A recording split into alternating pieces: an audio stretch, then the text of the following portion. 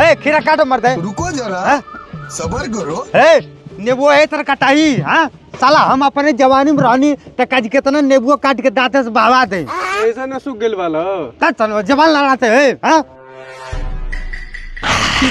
अबे साले कितना समय लग जाई? कम से कम 1 घंटा। 1 घंटा जल्दी करो। सबसे ज्यादा चाट और गुपचुप ये आदमी खाला। अच्छा जल्दी करो। सुन अब जाके चाउमीन बॉईल कर। ठीक है समझ गया। ए मालिक का हो?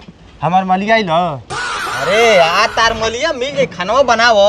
ए मर खाना ना बिगड़ जात ई मत कह कि बिगड़ गया। अब मनोले लेबो तो बढ़िया खाना बनेबो, आ नहीं लेबो तो नहीं बढ़िया बनी। ए महाराज बिना लिहले हम खानवे नहीं बना पा। मगर क्यों? अगर हम खाली एक बेर ले लेम ना तो हम खाना ऐसन बना दे कि अंगूरी चाटत चाटत आदमी पसीना फेंक दी। अच्छा ठीक बा, लो अपन सामान लो, लेकिन बढ़िया खाना बने के चाहिए। मालिक एक में नहीं फरियाई, एक और ही दे दी। अरे यार देखो खाना बढ़िया बने के चाहिए, एगो नहीं तू 3 गो लो। लो लेकिन खाना बढ़िया बने के चाहिए। ए महाराज खाना इतना स्टैंडर्ड बनाएंगे कि आप नाम लेंगे। जाइए 5 मिनट में हमें बना के सब रख दे। पहले रुका मार ली ओकर बाद तब जाके बनाए।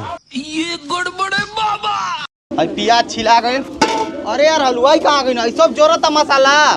ए हलवाई कहाँ यार? अरे यार गोइल कहाँ?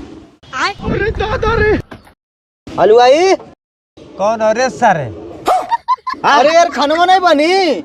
खाना बन गए, खाना खा के बरतिया गए न सब। अरे रामो बे बरतिया इबे राई कर ए शेषनाथ नेबुआ लावे के चटाई। ए मालिक एगो औरी बंटी बबली हम रख दे दी।